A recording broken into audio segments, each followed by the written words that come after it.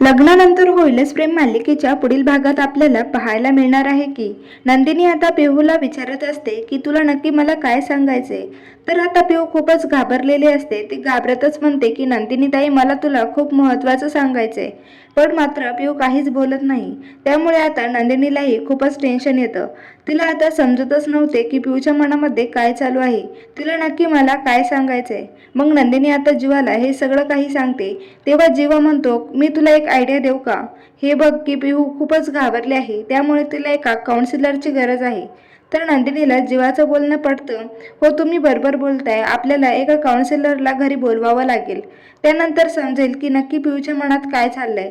ती एवढी का घाबरली आहे. त्यानंतर जीवा, नंदिनी, पार्थ आणि काव्या चौघेही पिहूकडे जातात आणि तिला विचारत असतात की नक्की तुला काय सांगायचं होतं.